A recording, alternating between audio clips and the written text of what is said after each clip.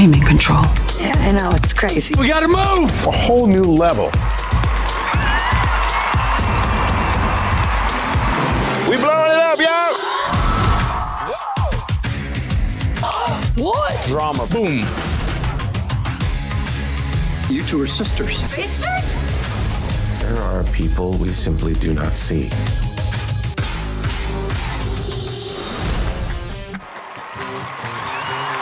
Advertising and marketing navigates AI. For the first time in Europe, CNBC Pro Talks goes on the road to a top business school. In China. United Kingdom, Malaysia. In France. Saudi Arabia. In Singapore.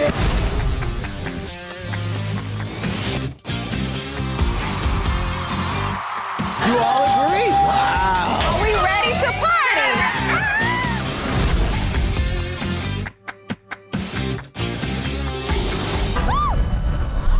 You're green. Was that Snoop?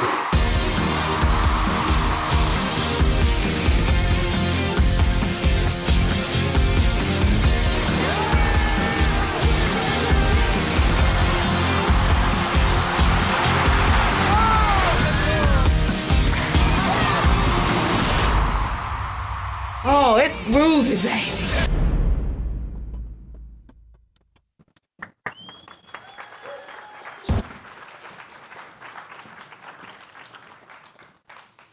Hi, thank you very much for the warm welcome. My name is Pippa Scaife. I'm the VP of Global Partnerships at NBC Universal. We're very excited to talk to you today about content. I wore unnecessarily high heels, so I'm actually going to sit down for a little bit while David takes it away with some incredibly interesting... Hi, everybody. I'm David Evans, and I look after research at NBCU. I'd like to thank you for your patience in watching the third very similar sizzle reel that you've seen already this afternoon. But the good thing is, we've all been coming up and showing we've got great content and amazing IP, but each of us are going to talk about it in a slightly different way. So we had talent on stage from WBD, and we had product and tech from Sky. We're going to talk a little bit about the audience, and we're going to tell you what they think about content and how it resonates and engages with them. So, in a sneak preview of what's coming up, we're going to be talking to you about fandom, we're going to be talking to you about premium content, and then we're going to roll in a little bit of nostalgia as well to take us all back to those days when we were young and engaging with great content back then and still engaging with great content now. So first of all, we've got a lot to get through, so let's dig into fandom. Earlier this year, we conducted a piece of research in 10 markets globally with over 10,000 interviews, and we really wanted to get under the skin of what drives people, what content are they passionate about, and how do they engage with it in different ways. So we were looking at things like music, we were looking at movies, we were looking at TV, sports, celebrity culture, and all sorts of different things. And this is data we've got from the UK, which says 90% of people are passionate about at least one of those things. And then one of the really interesting insights we got from that project was actually it's even bigger the younger you get. So if you look at 16 to 24s, it increases to 96%. So I think it's pretty clear to say that fandom is a universal concept and a universal truth. What's even more interesting is the way that young people engage with content, and it's not just about consuming content itself. It's pretty obvious they're going to talk about it more on social, but they're also going to be more likely to attend a fan park or a theme park ride or a fan fest or a theme park ride. Apologies for that. But this is my favourite stat, probably in the whole session, or perhaps even for the whole year. They are 6 times more likely to dress up as a character for a Halloween or fancy dress party. And if you're going to any party next week and you're not sure about what to wear and you're struggling for ideas, I've checked out Amazon and Toad costumes are available. So, you'll knock it out of the park. But out of all those different genres, what was number one? In reverse order, we'll announce it that way, a movie franchise came in third, a sports team came in second, and perhaps because I'm a Crystal Palace fan, I might have dampened down those results at the moment. My passion is kind of waning because we can't buy a win anywhere. And actually, the winner was a TV show. And that leads us really neatly into the next project we're going to be talking about today. This was released just a month ago, and it was a kind of co-partnership between ourselves and Freewheel. And we really wanted to understand a little bit about premium content. And as you all know, there's a bunch of discussion that goes on around premium content in our industry, but it generally involves all of us. Talking about transparency, brand safety, viewability, human traffic, all those sorts of interesting things and really important things for our industry, but we don't really look at it from the viewer point of view. And there's a massive QR code there, so if you want to download the report, go ahead and do so, and it will be on the next few slides, so you don't need to get all your cameras out right now. One of the really interesting things we found from this is it's not just about in-the-moment content consumption. There's a real before, a during, and an after to that process as well. And I've got to time my animations so it flows in a good manner. So the first piece is about discovery. And I'm sure this all resonates with all of us here. People make a point to watch premium shows that have a good reputation or people are talking about. So they're building this kind of portfolio of content in their mind, and they're thinking about when they're going to be watching that and having a few shows on the go at once. And then I think what's a really interesting part of it, even though the idea of linear scheduling is perhaps dead, and there's a move so much towards streaming these days, people are still planning when they're going to be watching those shows. They're thinking, right, tonight I've got a spare hour. I'm not just going to turn on the linear channel and think what I'm going to be watching. I'm going to be watching that thing that we're halfway in and we're loving it and we're going to go all the way through. Because it's premium, it's obviously understandable that there's enhanced enjoyment and there's a higher level of enjoyment and satisfaction to it. But because there's a higher level of enjoyment and satisfaction, people are going to be watching it all the way to the end, which means, as Dan said earlier, there's going to be great outcomes for advertisers at the back end. So that's the before and the during, but then the after means the cycle continues and it goes on. Because once it's a bit like anything. If we buy something, we have a great experience, we're going to be telling people about it. And content is exactly the same thing. So if we're watching a show and we love it, we're going to be telling other people, and that cycle begins all over again. This is a page from the report itself. It's a bit wordy, so I'll kind of summarize it very simply. It's all about storytelling. Again, a bit like WBD's sizzle earlier on. It's all about things like plot, setting, theme, characters, and a conflict. Narrative-driven content like comedy and drama delivers a high-quality viewing experience. And the need state that we saw so much when people were talking about premium content was about immersion and engagement and escape. To really switch off and get away from the day-to-day life and really love content and get deep into it. And what we saw from our research was that national networks and global streamers are the platforms that are most strongly associated with those strong narratives and story construction. Here's another bit of research that we've just been working on at the moment, and it's with talking with maybe some of these people in this room. We've done some qualitative research amongst media buyers in the UK, and we know that premium is also really important to agencies. And here's just a couple of quotes from folks that we've been speaking to, and you can see it's all about high quality content, choosing the right media partner, and it's about really leaning in and making sure that concept of not all impressions are being equal is a really strong one from the premium content point of view. And we've been doing a ton of work around this, which we've called the Effectiveness Playbook, which isn't about us just going out and saying, this is our research, we're awesome. It's about collating all the research from the industry, all the stuff you might see on LinkedIn from all these different places and trying to bring them over into a single home to really tell that effectiveness story. You may have seen the background to that previous chart. It's these cheeky characters. It's time for some audience interaction.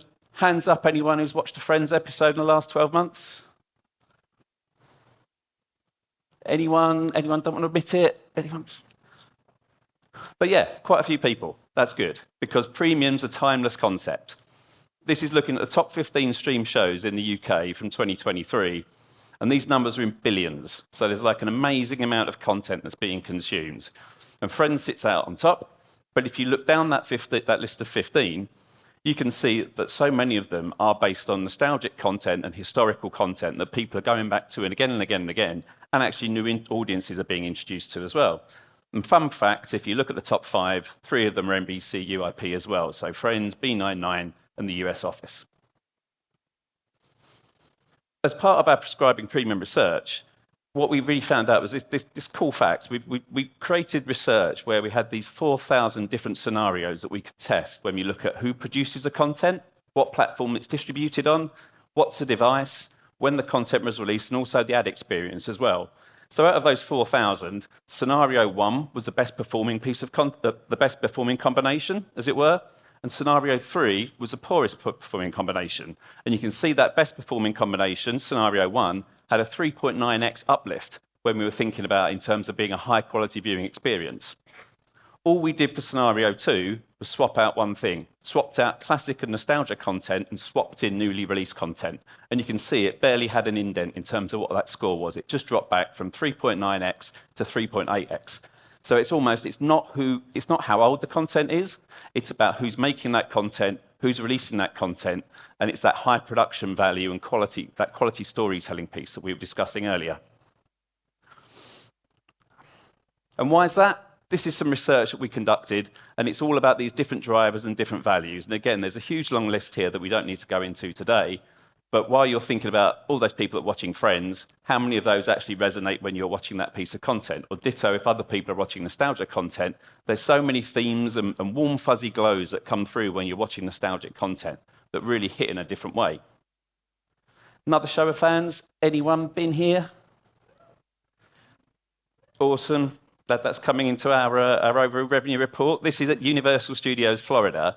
And what people have been there might not know is there's a Universal Studios Florida viewing lab. So people who are visiting there for a nice day out and going on a few rides can actually also take part in research. It's come back. Awesome. And we also conducted research there recently at the beginning of the year about nostalgia.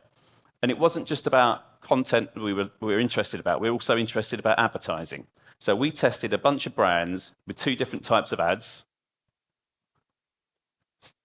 Still there. We're all good.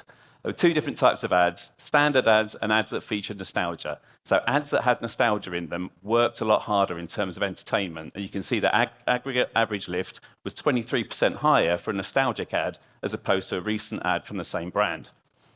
Now, can't leave with just showing one film. So there's another one I want to show. And it's just like a perfect example of how a brand really tapped into unique, historic, legacy IP and made something that was truly awesome.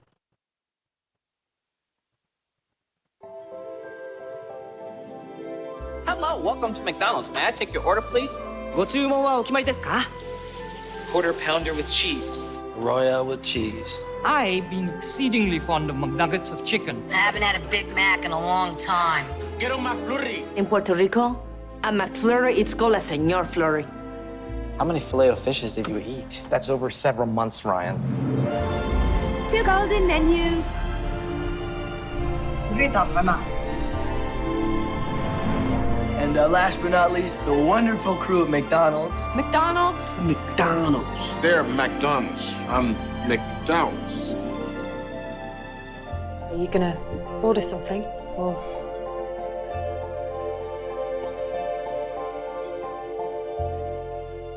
And now here we are, enjoying a meal like gentlemen. You slapped me in the face. I'm not gonna I got you a forget shake, okay? That's great. So the main takeout from that is obviously product placement works. But the second takeout is nostalgia works from an advertising point of view.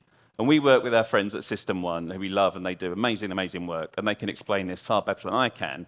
But this ad delivered amazing results. So the fluency rating was seen to be exceptional. And I mean, 97% of people recognized it was McDonald's. So I'm not sure what the other 3% were doing. But however, the 97% was an incredible score.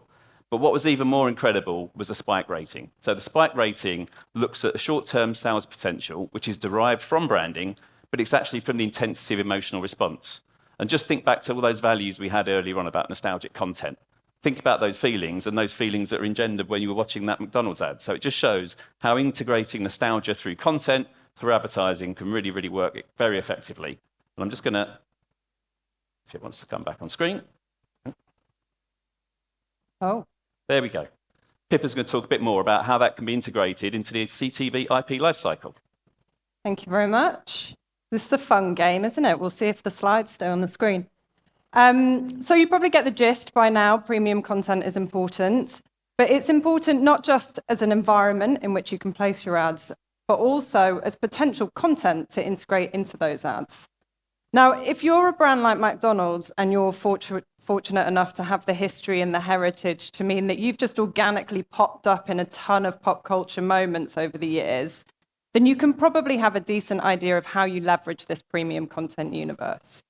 But if you sit here today and you represent any one of the 99.9% of other brands who don't have that luxury, then you have to think a little bit harder about how you can make premium content work for you.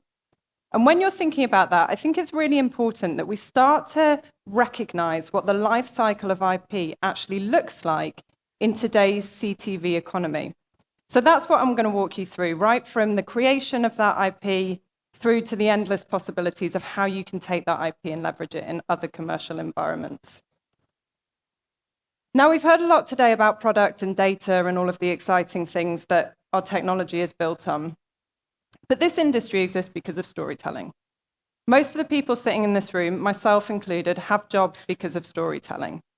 And NBCU has been telling stories really for as long as TVs have existed. And as we've been telling those stories, we've always been doing it, exactly as David mentioned, through the lens of premium quality production. And with that premium quality production comes longevity, which is why when I saw that slide pop up of the most streamed shows in the UK, it was no surprise to me at all how many of them had come from the NBC Universal stable. But we also make a lot of programs that actually probably a lot of you would have no idea are NBC Universal. In the UK, we make shows like Downton Abbey, We Are Lady Parts, Made in Chelsea, thinking about that kind of conflict-driven storytelling. We make an awful lot of TV, and just because we don't own the point of distribution for all of those shows doesn't mean that we don't own the point of production and that that point of production isn't meaningful. Because when we create those shows, we have an amazing opportunity to seamlessly integrate brands into that IP and to develop it with all of the knowledge and expertise that we have from telling stories over the many years that we have been. If I look ahead to 2025, I'm already having conversations with brands to integrate them into everything from CNBC's Behind the Look at the business of Formula One, right through to the 10th anniversary of Real Housewives of Cheshire. So it's a real spectrum. Obviously, once we've created that content, we've got to get it out into the world. And we have to distribute it to a wide variety of partners now. We're distributing it to everyone from premium broadcasters like our friends at Sky, you probably even saw some of our content in their sizzle, to premium AVOD platforms like Tubi, right through actually to hardware developers like LG and Samsung. In this marketplace, the number of distribution endpoints for content is increasing really rapidly. As all of you know, that's why you're here. And as those endpoints increase, the market is fragmenting, and audiences are fragmenting with it, which means that if you're an advertiser who wants to get your content out in and amongst premium content, it's becoming increasingly challenging, actually, to find scale in any single point of distribution. So our strategy in this market has actually not been to try and own all of our distribution endpoints, because no one's got that luxury anymore, but actually to think about it from a technology perspective and partner with our sister company, Freewheel, to build a platform that aggregates all of those premium content endpoints into a single opportunity for advertisers to access. So you can distribute at scale to premium content environments all through a single plan and IO. And that's really important for all the reasons that David mentioned. But really, it's important because premium environments accelerate success for brands. When we did the panel that David walked through, 69% of respondents told us that they are more likely to notice a brand if it appears alongside premium content. And almost the same number said that they're more likely to consider actually purchasing something from that brand if it appears in that environment. So it's really critical that we think about premium content and premium environments. But as we talk about this increase in distribution points, it would be pretty irresponsible if we didn't think about content aggregation platforms. So if we pick on YouTube for a second, one of the content aggregation platforms some of us probably know best, YouTube's a vast platform, right?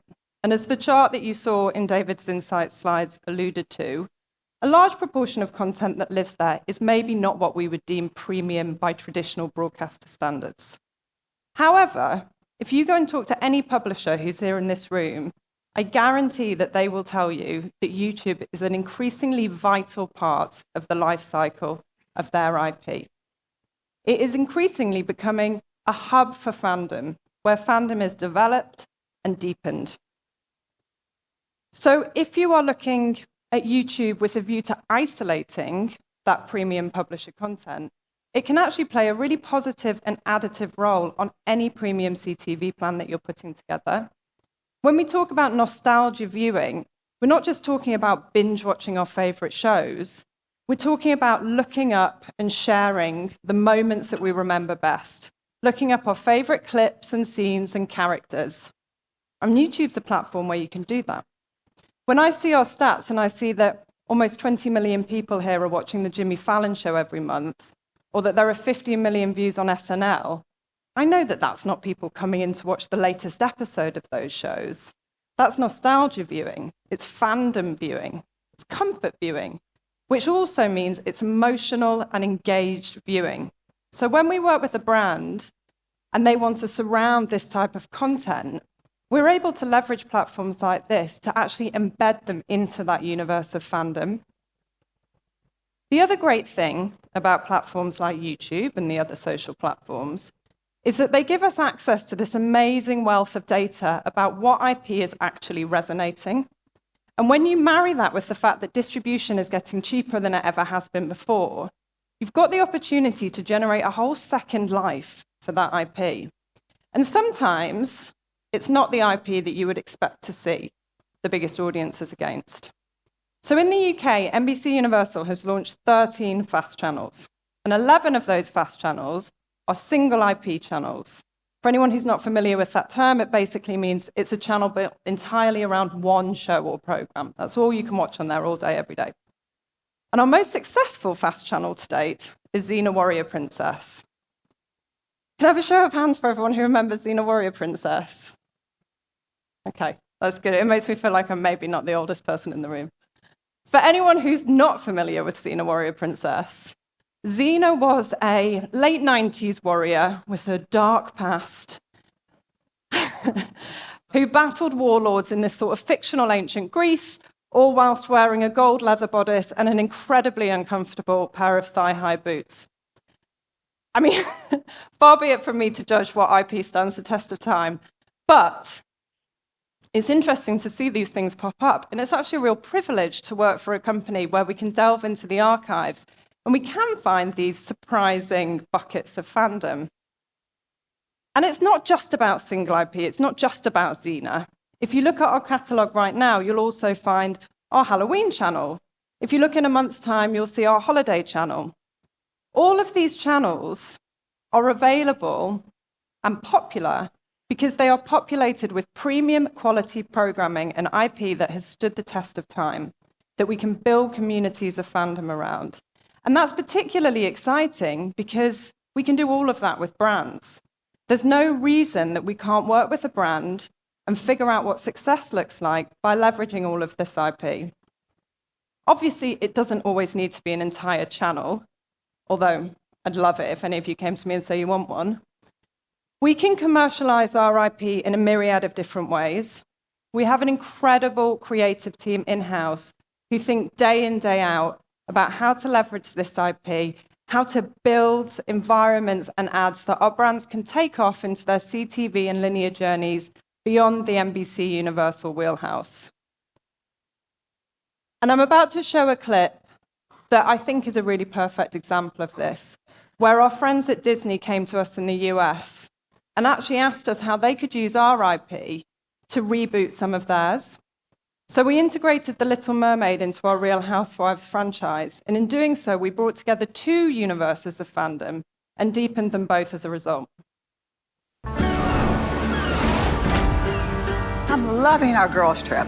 Oh, Atlantica is magical. The salty sea air, the gentle breeze. What is Luann doing? Is that a fork? Is she going swimming in that? Maybe she's embracing her inner mermaid. Luann's been acting different, right? I did see her talking to a crab. But then again, she'll talk to anyone. Cheers. Do you hear that? That melody. I do, and it sounds familiar.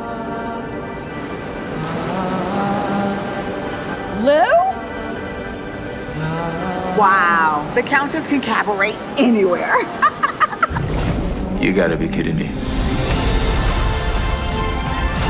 Disney's The Little Mermaid. Experience it Friday, only in theaters. It's a fun one. So the good news is that all of this IP is wholly owned by us, which means to a certain extent we can kind of do what we want with it. So it doesn't have to stop at CTV and linear. We can leverage this IP and work with brands to integrate it into events, to integrate it into in-store activations, to use it for broader digital and social campaigns. Sometimes it actually takes a brand coming to us and challenging us to really figure out what we have and how we can use it. As we discovered recently, when one of our travel partners came to us with an interesting brief, and someone in our creative team discovered that we own the IP to Where's Wally? It had gone missing in the archive, and the irony of that was not lost on us. But we'd like to celebrate that fact today. So I'm going to finish with a little competition. I'm told that some people have already found these. I'm hoping they've gone back where they belong.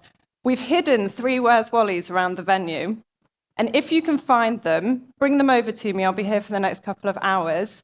And you will win for you and your team a viewing of any NBC Universal film of your choice, new or old, in our beautiful central London screening room. And you can become part of that IP life cycle. So thank you very much.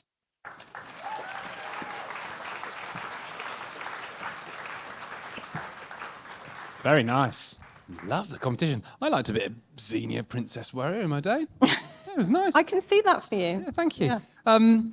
You talked about your team, you talked about getting things right for brands. I think I know what the answer is, but what does a really good brief look like for you guys? I sense it's a big, sort of meaty, help us solve this thing type of brief. What does a good brief look like for us? There's no good brief, is there? I mean, there's also no bad brief. There's lots of bad briefs, I think, yeah. No, there are bad briefs. There are bad briefs, guys. A really good brief is a conversation, to be honest. I think because we have been around for so long and we've created so much, for us, a really good brief is a client coming to us and saying, this is what we want to achieve. How can you help us get there? And then because, you know, we've got the inventory, we can do tactical, but what we've also got is really talented creatives and all of this stuff. So I would always favor being as upstream as possible and knowing what a brand wants to get to in order to help them achieve those goals. Yeah. Other end of the process then, down to effectiveness. You talked about the playbook. Give us a bit more of a sense of what that's about. Yeah, sure. I think, like, you know, we're lucky to see lots of pieces of work and go to lots of great conferences like this. And every time you go to one, you go, oh, dang it, that bit of research is really interesting over there. There's another one over there. And it's really difficult to try and knit all those things together. So we've tried to collate all those things together with some of the research that we've done ourselves, both over here and in the US, to try and tell a story from the importance of quality creative, the importance of share of voice and outspending your competitors. And there's really great empirical data about that. And that's the side of things that the brands kind of have control over and is in their space. The bit where we can help a lot more with is about that importance of platform selection, using information a bit like this, using obviously lots of attention-based data as well, and then also the importance of choosing the right genre and choosing the right kind of content, as well as choosing that right platform to make sure, you know, it's a real sort of end-to-end piece of work. And as with any of these, you know, we are more than happy to come and chat through any of it with agencies or any folks in the room as well. Very, very nice. Pippa and David, thank you very much indeed for some amazing... God, thank you for bringing Wally as well. And good luck, everyone. NBC Universal. Right.